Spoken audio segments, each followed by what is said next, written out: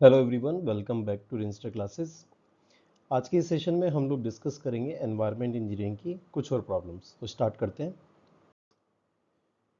Last session में मैंने आपको एक क्वेश्चन दिया था। The following data pertaining to an activated sludge, the waste water is 40,000 metre cube per day, the volume of the aeration tank is 20,000 metre cube.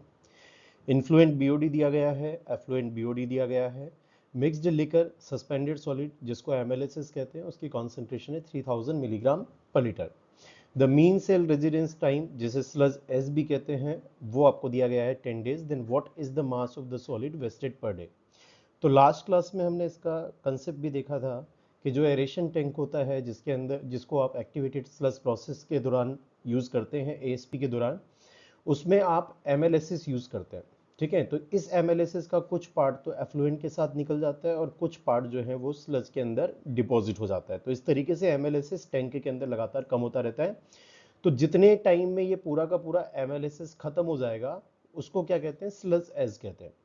तो sludge as आपको 10 दिन दे रखी है, इसका मतलब एमएलएसएस जो टोटल है वो आपका 10 दिन के अंदर पूरा खत्म होने वाला है। तो कितना वेस्ट होगा पर डे में ये आपको कैलकुलेट करना है। तो एमएलएसएस का अमाउंट कितना है, तो एमएलएसएस की जो कॉन्सेंट्रेशन आपको दे रखी है क्वेश्चन के अंदर, उस कॉन्सेंट्रेशन को मल्टीप्लाई कर देंगे टैंक के वॉल्यूम से, और उसके बाद यदि आप डिवाइड कर देते हो 10 डेज से तो आपको पर डे के अंदर जो सॉलिड वेस्ट होगा वो पता लग जाएगा। ठीक है, तो मैंने आपको हिंट भी दिया था, कुछ बच्चों के कमेंट भी आए थे, बिल्कुल सही उनका आंसर था। इसका सॉल्यूशन क्वेश्चन के अंदर वॉल्यूम दिया गया था, एमएलएसएस दिया गया था, और जो स्लज एज है वो 10 डेज है। इसके अलावा जितना भी बाकी डेटा दिया गया है वो इस क्वेश्चन को सॉल्व करने में काम नहीं आएगा। ठीक है, तो 20,000 मीटर क्यूब का मतलब हो जाएगा 20,000 into 10⁻³ litres multiplied by 3000 milligram per litre. Litre से लीटर विल कैंसिल आउट, तो मिलीग्राम में आपने क्वांटिटी निकाल ली। ठीक है, डिवाइडेड बाय 10 डेज जो कि स्लज एज है, जिसको मीन सेल रेजिडेंस टाइम भी कहते हैं।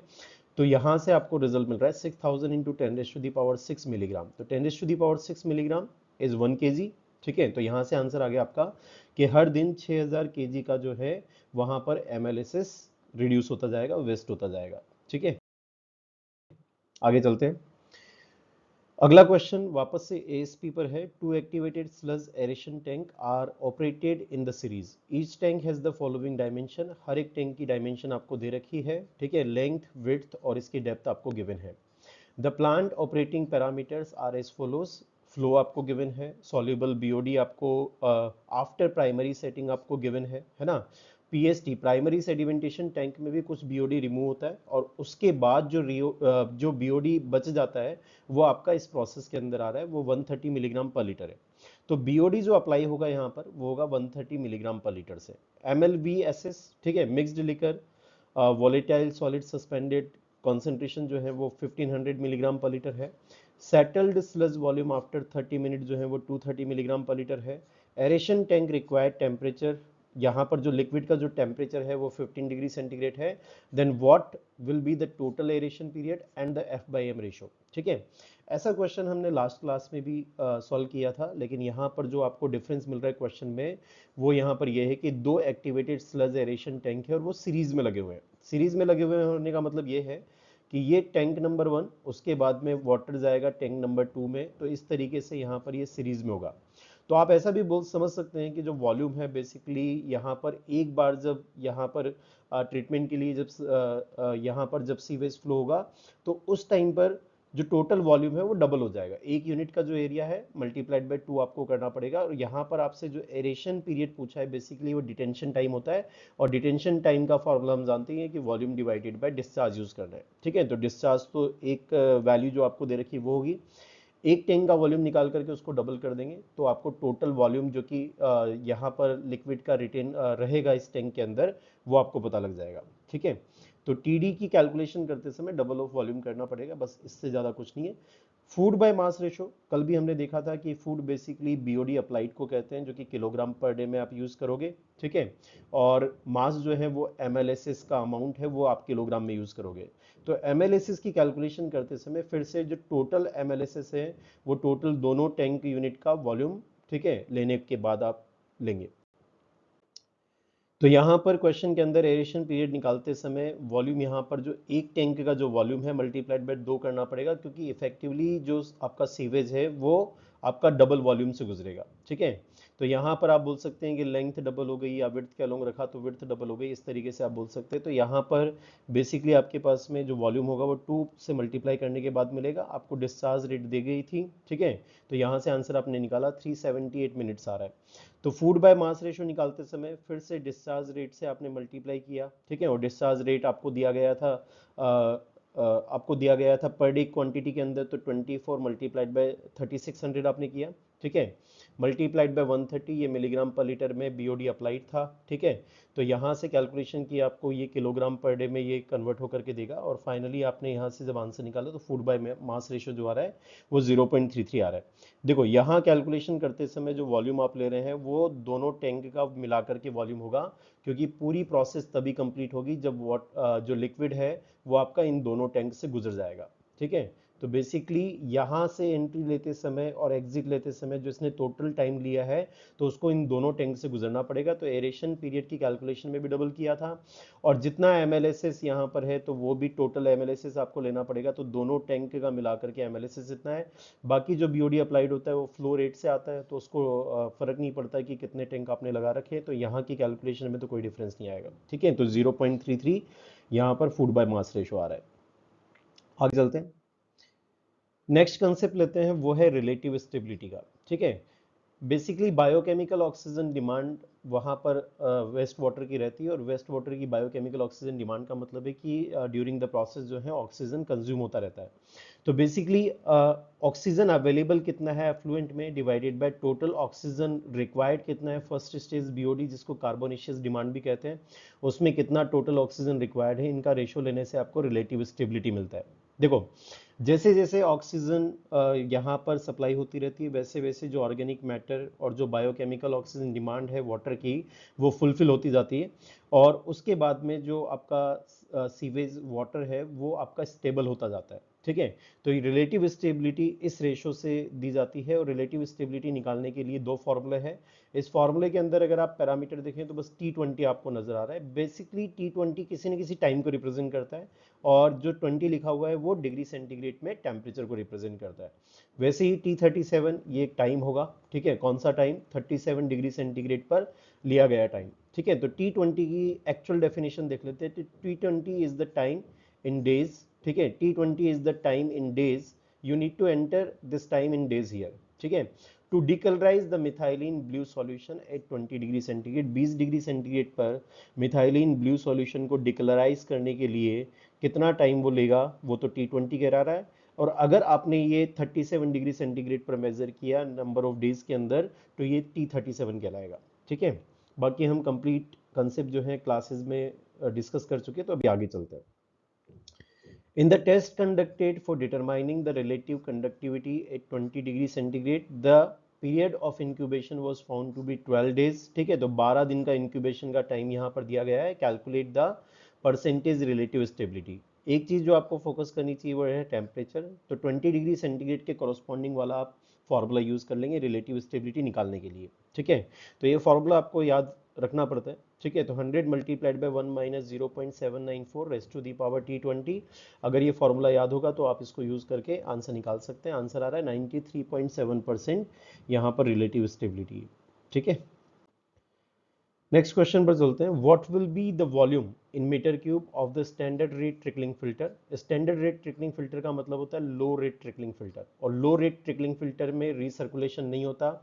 तो रीसर्कुलेशन रेशो अगर देखें तो वो 0 होता है, और रीसर्कुलेशन फैक्टर अगर देखें तो वो 1 होता है, ठीक है। कंप्लीट कंसेप्ट हम देख चुके हैं ऑलरेडी क्लासेस में। Having the sewage flow 5 mld if the BOD of the raw sewage is 230 milligram per liter and the BOD removal efficiency of the primary clarifier is 35%। देखो जो ट्रिकलिंग फिल्टर होता है, trickling filter से पहले जो आपका पानी यहाँ पर जाकर के आता है ये प्राइमरी सेडिमेंटेशन टैंक से होकर के निकलता है, ठीक है। तो कुछ ना कुछ प्राइमरी सेडिमेंटेशन टैंक में भी बीओडी रिमूवल होता है, बीओडी कम हो जाता है। तो रो वाटर का अगर आपको बीओडी दे रखा हो तो रो वाटर से पीएसटी में कुछ ना कुछ बीओडी रिमूव होगा, और बाकी जो बचा हुआ है बीओडी यहाँ पर ट्रिकलिंग फिल्टर पर अप्लाई होगा, ठीक है। तो 35% यहाँ पर जो रो वाटर आ रहा था उसका 35% तो प्राइमरी सेडिमेंटेशन टैंक में रिमूव हो गया, तो बचा हुआ 65% वो ट्रिकलिंग फिल्टर के ऊपर जाएगा, ठीक है। तो कैलकुलेशन करते समय आपको ध्यान रखना है।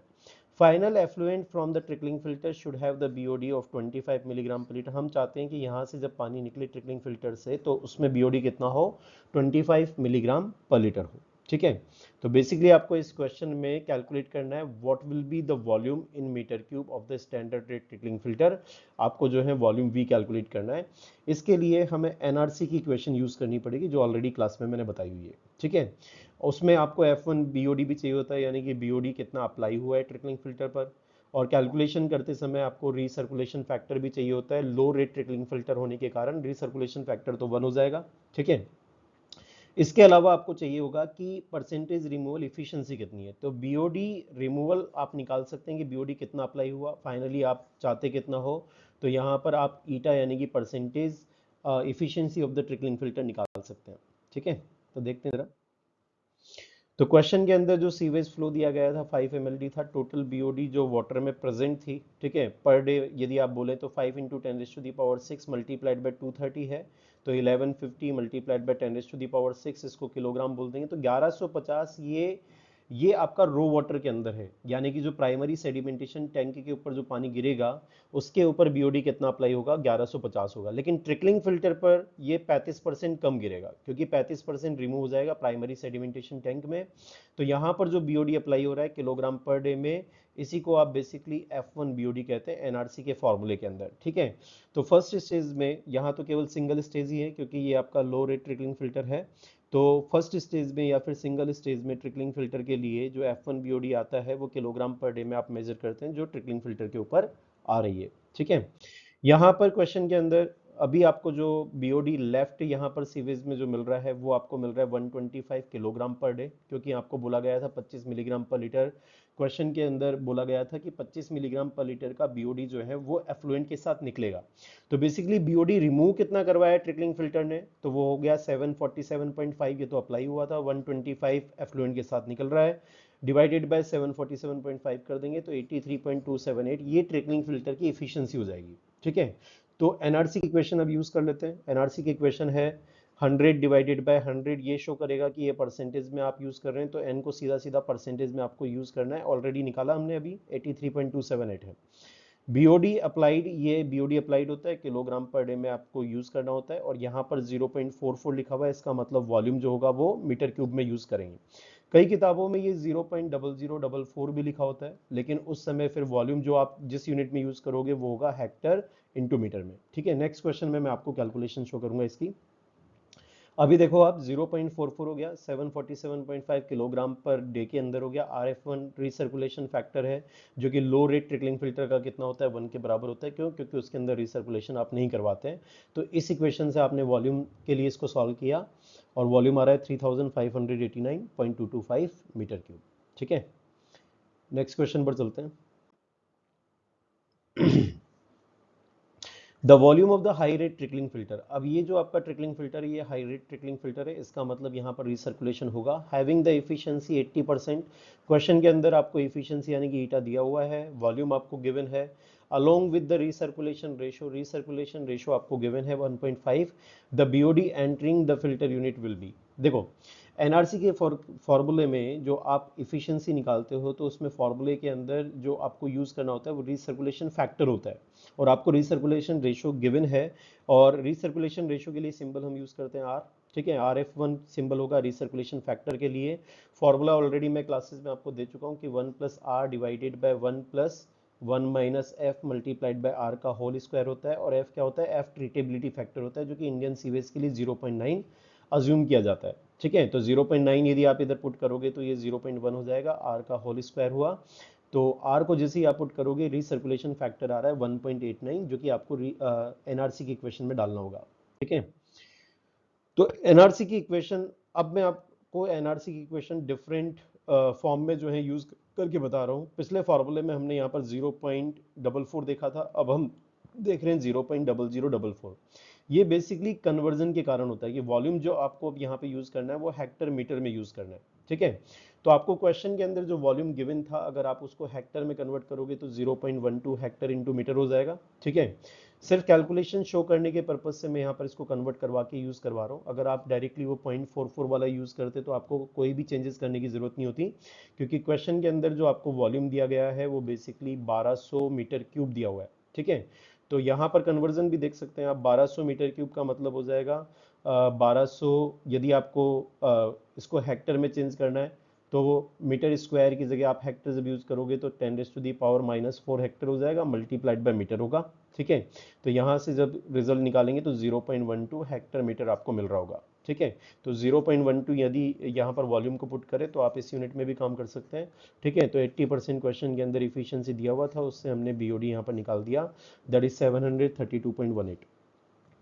तो स्टैंडर्ड रेट ट्रिकलिंग फिल्टर और जो आपका हाई रेट ट्रिकलिंग फिल्टर है उसमें सिर्फ रिसर्कुलेशन फैक्टर का यहाँ पर डिफरेंस आता है। रिसर्कुलेशन फैक्टर लो रेट ट्रिकलिंग फिल्टर या फिर स्टैंडर्ड रेट ट्रिकलिंग फिल्टर के लिए 1 यूज़ किया जाता है, और हाई रेट ट्रिकलिंग फिल्टर के लिए आप इक्वेशन यूज़ करोगे 1+r divide by 1+1 - f multiplied by r का होल स्क्वायर। f ट्रीटेबिलिटी फैक्टर है जो कि आप इंडियन सीवेज कंडीशन में 0.9 के बराबर लेते हैं। ठीक है, आगे चलते हैं। नेक्स्ट क्वेश्चन है, if the efficiency of the first stage trickling filter is 80% and the efficiency of second stage trickling filter is 72%, then what will be the overall efficiency of the high rate trickling filter. देखो इस तरीके का यदि question कभी भी किसी भी exam में आता है और डिफरेंट यूनिट के साथ में भी आता है तो आप सिमिलर अप्रोच यूज कर सकते हैं। ठीक है, ध्यान से इसको देखो कि क्या किया जा रहा है। यहाँ पर जो आपका सीवेज वाटर यहाँ पर जो गिरेगा ट्रिकलिंग फिल्टर 1 पर, वो 80% एफिशिएंसी, इसका मतलब उसकी बीओडी 80% से रिड्यूस हो जाएगी। नेक्स्ट टाइम पर यहाँ पर जो गएगा, तो मान लेते हैं कि यहाँ पर बीओडी एंटर हो रहा है 100, तो यहाँ से इस जगह पर जो बीओडी जाएगा वो 20 जाएगा, और इसकी इफिशियंसी आपको दे रखी है कि 72% है, तो 20 जो यहाँ पर अप्लाई होगा उसका 72% रिमूव हो जाएगा। ठीक है, तो 20 का अगर आप 72% निकालें तो 20 इंटू 72 डिवाइड बाई 100 यदि आप करें तो आ रहा है 14.4। ठीक है, तो this is 14.4 will be reduce here, है ना, 14.4 यहाँ पर खत्म हो जाएगा। इसका मतलब ये है कि 5.6 का यहाँ पर जो है बीओडी जाएगा। तो बेसिकली इन दोनों को मिलाकर के यदि आप एक सिंगल सिस्टम समझे तो बीओडी एंटर हुआ था 100 से और निकल रहा है यहाँ पे 5.6, इसका मतलब इन दोनों ने मिलाकर के टोटल कितना रिमूव कर दिया है, 94.4%। ठीक है, तो 94.4% बेसिकली यहाँ पर क्या हो जाएगा, इसकी इफिशियंसी हो जाएगी। ठीक है, ओवरऑल इफिशियंसी इतना हो जाएगा। लोग फॉर्मूले भी यूज़ करते हैं, लेकिन बेसिक कंसेप्ट यदि आपको ध्यान रहेगा तो आप यूज़ कर सकते हैं इसको। ट्रिकलिंग फिल्टर में भी सेम अप्रोच है, अगर आपको फिल्टर दिया जाए rapid sand filter, slow sand filter या कोई डिफरेंट ट्रीटमेंट यूनिट्स दी जाए तब भी आपकी अप्रोच सेम रहने वाली है। ठीक है, तो 94.4% इज द आंसर। तो नेक्स्ट क्वेश्चन है, a septic tank for an institutional building design for 250%, 250 लोग वहां पर है। The flow into the tank may be assumed at the rate of 65 LPCD, what would be the surface overloading rate. ठीक है, in litres per metre square per day if the following data are given. Detention period given है 20 घंटे का, depth given है, length width का ratio given है, percolation rate given है। आपको जो इस क्वेश्चन के अंदर निकालना है वो है सरफेस ओवरलोडिंग रेट। तो सरफेस ओवरलोडिंग रेट यदि आपको कभी भी किसी भी यूनिट में निकालनी हो तो वो डिस्चार्ज डिवाइडेड बाय एरिया से दी जाती है। अब एरिया निकालने के लिए आप लोग यूज़ कर सकते हैं कि डिटेंशन टाइम का पहले फॉर्मूला लगा करके volume divided by discharge rate लगा दें। ठीक है, तो इससे आपको डिटेंशन टाइम से वॉल्यूम मिल जाएगा, और वॉल्यूम डिवाइडेड बाय डेप्थ लगा दोगे तो आपको क्या मिल जाएगा, आपको सरफेस एरिया मिल जाएगा। और डिस्चार्ज क्वेश्चन में दे रखा है डिवाइड बाय सरफेस एरिया करेंगे तो आपको सरफेस ओवरलोडिंग रेट का पता लग जाएगा। इस यूनिट में आपको चाहिए, बस यूनिट्स का ध्यान रखना है। आप डायरेक्टली भी कर सकते हैं, यदि आप फॉर्मूला वाइज देखें तो Q divided by volume, volume में है एरिया, ठीक है, मल्टीप्लाइड बाय डेप्थ है। ठीक है, और this is equal to what, this is equal to 1 divided by TD। तो यहाँ से Q डिवाइडेड बाय एरिया, इस वाली एक्सप्रेशन को यूज कर रहा हूँ मैं कि TD जो है वो वॉल्यूम डिवाइडेड बाय Q है, तो पहले इसको उल्टा किया, Q डिवाइडेड बाय वॉल्यूम लिखा तो 1 बाय TD के बराबर है। तो Q डिवाइडेड बाय एरिया अगर आप देखें तो वो H डिवाइडेड बाय TD के बराबर है। तो आप डायरेक्टली क्वेश्चन के अंदर H जो दिया गया था वो बेसिकली आपको H दिया गया था, डेप्थ जो गिवन है वो 0.9 मीटर है। ठीक है, तो 0.9 मीटर तो आप डेप्थ पुट कर दो, और TD जो आपको क्वेश्चन के अंदर दिया गया है, ठीक है, वो 20 घंटे गिवन है, दिस इज 20 आवर्स। ठीक है, ये 20 घंटे आपको गिवन है, बस आप यूनिट्स का ध्यान रखेंगे तो आपका काम हो जाएगा। ठीक है, तो देख लेते हैं steps. Quantity of the sewage applied जो है वो 250 है, multiplied by 65 litres per day के अंदर इतना आ रहा है। 250 तो पर्सन्स थे और हर एक आदमी जो यहाँ पर प्रोड्यूस कर रहा है, ठीक है, वेस्ट वाटर, वो 65 लीटर्स का है। डिटेंशन पीरियड 20 आवर्स आपको गिवन था, तो वॉल्यूम सबसे पहले मैंने यहाँ पे निकाल लिया, 13.542 मीटर क्यूब आ रहा है। फिर सरफेस एरिया निकाल दिया, फिर discharge divided by surface area कर देंगे, तो आपको जो है सरफेस लोडिंग रेट मिल जाएगा। इस यूनिट में आपसे पूछा गया था, 1080 आंसर आ रहा है। ठीक है, आगे चलते हैं। For the grid chamber, the recommended velocity is 0.25 meter per second and the detention time is 2 minutes, then the length of the tank should be। ठीक है, ग्रिड चैम्बर में ग्रिड का जो मतलब होता है वो होता है इनऑर्गेनिक नेचर के सस्पेंडेड सॉलिड्स। ठीक है, तो इनऑर्गेनिक नेचर के जो सस्पेंडेड सॉलिड्स हैं उनको रिमूव करवाने के लिए जो टैंक आप यूज करते हैं वो कहलाता है ग्रिड चैम्बर। तो ग्रिड चैम्बर में हमारा ये फोकस होता है कि हम लोग सिर्फ इनऑर्गेनिक पार्टिकल को जो है सेटल डाउन करवाए बाय द ग्रेविटी, और ऑर्गेनिक पार्टिकल्स वहाँ पर सेटल डाउन ना हो पाए।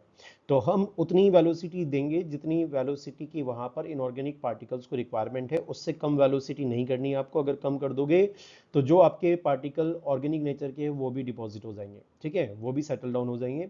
तो हमें चाहिए कि हम उतनी ही वेलोसिटी यहाँ पर मेंटेन करें जितनी इनऑर्गेनिक पार्टिकल को सेटल डाउन करवाने के लिए जरूरी है। तो ग्रिड चैम्बर बेसिकली, इस वजह से ग्रिड चैम्बर जो है वो बेसिकली क्या होता है, एक वेलोसिटी कंट्रोल डिवाइस होता है। ठीक है, आपको लेंथ निकालनी थी बेसिकली यहाँ पर, तो ग्रिड चैम्बर के अंदर से जब भी फ्लो होगा यहाँ पर इस डायरेक्शन में, तो आप बोल दोगे कि जो वेलोसिटी ऑफ फ्लो है मल्टीप्लाइड बाय डिटेंशन टाइम कर दोगे तो आपको लेंथ मिल जाएगा। चाहे ग्रिड चैम्बर हो, चाहे सेडिमेंटेशन टैंक हो, या किसी भी प्रकार की यूनिट हो, फ्लो की डायरेक्शन में अगर आपको डायमेंशन निकालनी है तो वेलोसिटी ऑफ फ्लो को आप डिटेंशन टाइम से मल्टीप्लाई कर दो, यूनिट कन्वर्जन करवा देंगे, आंसर आ जाएगा। तो 0.25 मीटर पर सेकेंड में गिवन था, मल्टीप्लाइड बाय 2 मिनट, 2 मिनट का मतलब है 2 इंटू 60 सेकेंड्स में ये कन्वर्ट हुआ। ठीक है, यहाँ से आपका आंसर मिल जाएगा। तो इस क्वेश्चन का जो आंसर आ रहा है वो है 30। ठीक है आगे चलते हैं। नेक्स्ट क्वेश्चन आपसे पूछा गया है कि fresh sludge has the moisture content of 98% and after thickening its moisture content is reduced to 95%, then the reduction in the volume of the sludge is. होता क्या है स्लज थिकनिंग प्रोसेस के दौरान कि स्लज में से पानी का जो अमाउंट है वो कम होता जाता है। स्लज किसको कहते हैं, स्लज के अंदर दो चीज़ें हैं, एक तो वहाँ पर पानी भी है और स्लज के अंदर सॉलिड भी है। जैसे जैसे टाइम होता जाएगा वैसे वैसे by the action of gravity या फिर by the action of heat जो वाटर है वो रिड्यूस होगा, लेकिन हम एक बात जानते हैं कि सॉलिड का अमाउंट चेंज नहीं होगा। ठीक है, इस तरह की बातें हम सॉइल में भी करते हैं, जब हम फिलिंग और एक्सकेवेशन पिट की जब बात करते हैं तो वहाँ पर भी हम बोलते हैं कि सॉलिड का अमाउंट वॉल्यूम या वेट टर्म्स में जो है वो चेंज नहीं होगा। तो यहाँ पर भी कुछ उसी प्रकार का कंसेप्ट लगता है। ठीक है, तो कंसेप्ट क्या होता है कि जो वॉल्यूम है मल्टीप्लाइड बाय 1 माइनस पी, ठीक है, ये वाली जो टर्म है ये कांस्टेंट रहने वाली है। वी क्या है, वॉल्यूम ऑफ द स्लज है। ठीक है, वॉल्यूम ऑफ स्लज, स्लज यानी कि वाटर प्लस सॉलिड। और पी क्या है, पी बेसिकली मॉइस्चर कंटेंट को बताता है परसेंटेज में। और मॉइस्चर कंटेंट क्या होता है, मॉइस्चर कंटेंट ये वाटर कंटेंट नहीं है। ठीक है, बेसिकली वाटर कंटेंट जो आप सॉइल में पढ़ते हो वो स्मॉल w से रिप्रेजेंट किया है, वो weight of water divided by weight of solid होता है। ठीक है, यहाँ पे 98% का मतलब ये है कि जो मॉइस्चर कंटेंट है वो 98% है। इसका मतलब क्या है कि 98 अमाउंट तो क्या है, वाटर है, और आउट ऑफ टोटल है ना, तो यहाँ सॉलिड नहीं लेते, यहाँ टोटल लेते हैं। तो टोटल अमाउंट 100 है, तो 100 में से 98 क्या है, 98 बेसिकली वाटर है, और 2 kg क्या हो जाएगा, 2% कितना हो जाएगा, सॉलिड हो जाएगा। ठीक है, तो इस तरीके से इसको शो किया जाता है। ठीक है, तो डेटा देने का तरीका ये होता है। तो जैसे जैसे पानी कम होता जाएगा तो वैसे वैसे आप बोल सकते हो कि उसका मॉइस्चर कंटेंट भी जो होगा वो कम होता जाएगा। ठीक है, मॉइस्चर कंटेंट कम होगा तो सॉलिड का जो परसेंटेज अमाउंट है वो धीरे धीरे बढ़ना शुरू हो जाता है। सॉलिड बढ़ता नहीं है, सॉलिड का परसेंटेज अमाउंट बढ़ता है। ठीक है, यू कैन से। तो हम यहाँ पर जो कंडीशन दे रखी है वो हो जाएगा कि V1 is equal to V, initially जो स्लज का वॉल्यूम है वो V है, उस समय जो मॉइस्चर कंटेंट है वो 98% है। और मॉइस्चर कंटेंट अगर घटेगा तो इसका मतलब ये है कि पानी वहाँ पर खत्म हो रहा है, सॉलिड तो उतना ही रहता है, लेकिन सॉलिड का पानी के रेस्पेक्ट में यदि परसेंटेज देखोगे तो वो फिर बढ़ जाएगा। ठीक है, तो वॉल्यूम हमें यहाँ पर निकालना है। तो बेसिकली जो मैंने आपको कंसेप्ट दिया है, इनिशियली आप इक्वेशन यूज करोगे V इंटू 1 माइनस पी, तो that is equal to V multiplied by 1 minus P, या फिर आप लोग यूज कर सकते हैं 100 माइनस पी, क्योंकि पी को परसेंटेज में दिया हुआ है। तो यहाँ पे 100 minus 98, this is equal to final volume यानी कि V2 मल्टीप्लाइड बाय 100 माइनस 95। तो जो फाइनल वॉल्यूम होगा वो V multiplied bye 2 divided by 5 यहाँ पर निकल करके आ रहा है, यानी कि 2/5 हो जाएगा। तो रिडक्शन आपसे पूछा था वो भी परसेंटेज रिडक्शन इन वॉल्यूम। तो बेसिकली पहले वॉल्यूम v था, बाद में वॉल्यूम 2v/5 हो गया, इनिशियली v है मल्टीप्लाइड बाय 100 है, तो यदि आप इसको परसेंटेज में निकालोगे तो 60% आ जाएगा। ठीक है, तो कैलकुलेशन ईजी है, बाकी कंसेप्ट ऑलरेडी हम क्लासेस में देख चुके हैं। आगे चलते हैं। कैलकुलेशन मैंने यहाँ पे शो की हुई है, फाइनल वॉल्यूम कितना हो जाएगा 2v/5, और परसेंटेज में यदि आप निकालोगे तो 60% का यहाँ पर वॉल्यूम के अंदर टोटल रिडक्शन है। ठीक है, आगे चलते हैं। नेक्स्ट क्वेश्चन आपका क्वेश्चन ऑफ द डे है, सिमिलर टाइप का क्वेश्चन है। You can pause the video and answer the question in the comment. For the same solid content if the quantity of the sludge with the moisture content of 96% is x। ठीक है, ये sludge का आपको volume बता रखा है कि ये x है। सेम सॉलिड कंटेंट, ये तो होता भी है, अगर वो नहीं भी बोलता तो स्लज थिकनिंग में हम इसको अज्यूम करते हैं कि सॉलिड हमने ना तो फेंका है ना सॉलिड ऐड किया है, तो सॉलिड का अमाउंट सेम रहने वाला है, बस पानी के अमाउंट में चेंजेस आते हैं। ठीक है, then the quantity of the sludge with the moisture content of 98% will be. आपको निकालना है कि क्वांटिटी ऑफ स्लज यानी कि वॉल्यूम कितना हो जाएगा जब मॉइस्चर कंटेंट 98% हो गया है। कंसेप्ट हम देख चुके हैं, v multiplied bye 100 minus P. अगर आप p को परसेंटेज में यूज करते हैं, फ्रैक्शन में यूज करोगे तो फिर 1 माइनस पी यूज कर सकते हैं। This will be equals to what, constant. ठीक है, तो ये इक्वेशन लगाएंगे, आंसर आपको मिल जाएगा। ठीक है, you can write in the comment. तो बाकी हम नेक्स्ट वीडियो में जो टॉपिक्स देखेंगे वो होगा वेस्ट वाटर प्रॉपर्टीज और ट्रीटमेंट से कुछ और कंसेप्ट, इसके अलावा sludge thickening, chlorination, MPN, sewer design, sludge disposal, BOD, septic tank design, oxidation bond etcetera. ठीक है, इस तरीके के क्वेश्चंस और देखेंगे। And you can also comment for the topic of your choice. Thank you so much for watching.